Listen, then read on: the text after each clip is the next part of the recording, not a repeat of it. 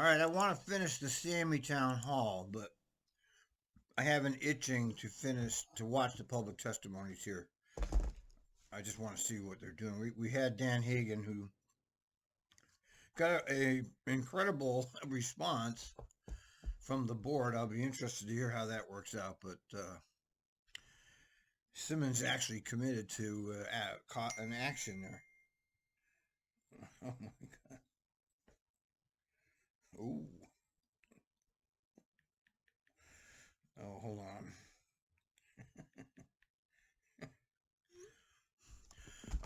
on. Okay, let's continue with the public testimony. And so the first one is Glenna Hayes. Welcome, Glenna. Yeah, thank you. My name is Glenna Hayes, and a little bit about my role is I'm actually here to talk about a community at large, not a specific individual or incident. I'm an advocacy and outreach coordinator for a brokerage that provides supports to people with intellectual and developmental disabilities. And there's been quite a lot of issues with TriMet Lift, and their services to people with disabilities. TriMet Lift mainly is not reliable. It has caused a lot of issues with people accessing community and appointments. Sometimes they're half an hour to an hour early, sometimes they're an hour late, and sometimes the drivers will just say they no call, no show, even though the individuals are out there waiting.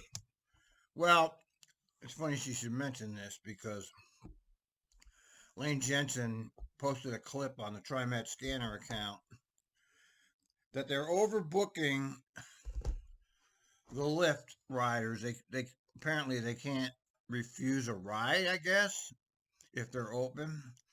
So they're overbooking, and so this is a result of that. And it's TransDev, which apparently is even worse than the other guys that were doing, who was it, First Transit, who were bad. But I've been reading all this stuff in the international national bus news about how awful TransDev is. And of course, TriMet got them. You know, TriMet being a cog in the wheel of the fucking financial industrial complex, a cog in the wheel of the financial police state industrial complexes of the world. You know, funneling your tax money to these international conglomerates. One experience I want to highlight is the TriMet Lift that an individual was taking never showed up, and he was actually stranded for 6 hours in near Gresham, and luckily there was a church that was accessible for his wheelchair that helped him take shelter until he could arrange other transportation. This individual cannot take the bus because the wheelchair does not fit on the bus. Manual wheelchairs and standardized wheelchairs definitely fit, but the actual buses don't accommodate for maybe longer chairs or chairs with medical equipment attached to it. And sometimes it's just not accessible for individuals to take the regular bus. Another individual was also stranded downtown. I was their support person for that day, and we waited 5 hours. And we literally watched the taxi cabs through TriMet Lift that they contract drive by us and say that we were not there. And I was constantly calling them, saying, no, we're here, we're literally on the corner, but it's raining and cold, so we're under our in-house lift to take shelter. And they just kept driving by.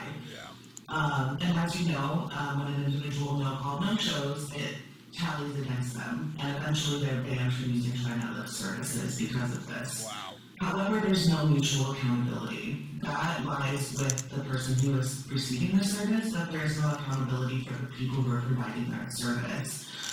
The attitude of the drivers, especially the contracted cabs, has been brought up multiple times of being disrespectful, manhandling their chairs, or touching their medical equipment or their actual physical equipment without consent.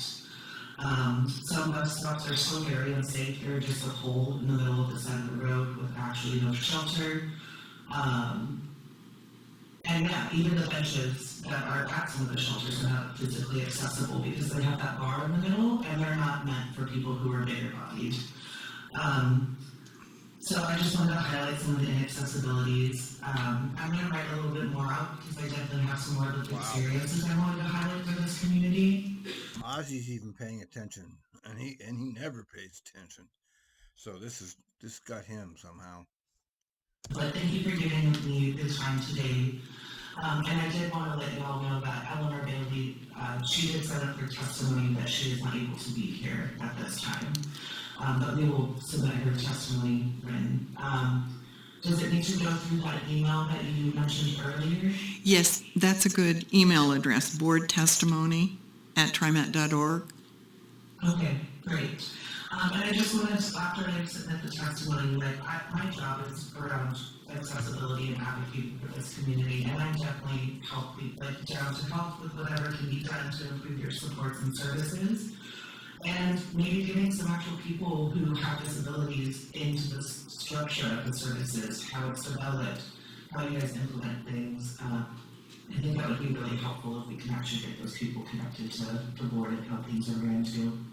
Thank you. Thank you so much, Glenna. Appreciate your comments. All right, I'm going to have to make that a separate clip. I mean, these are important testimonies, okay? That's important, and we can't just brush it aside. Even though nobody's going to see this, you know, I don't have any real following, and nobody sees my material. It's still out there, and I'm creating part of the history. And I'm determined to continue doing this because if I don't do it, nobody will. Nobody will cover any of this. It's me or nobody. So I continue to do all of this because there's nobody else going to do it. Everybody else is compromised by the behemoth TriMet. You know, they have all the contracts with thousands of people. They have all the money. I mean, they're huge. Who's going to take them on? It's just me, apparently, because I'm the only one that's been doing it for the last 20 years. Okay, enough of this for now.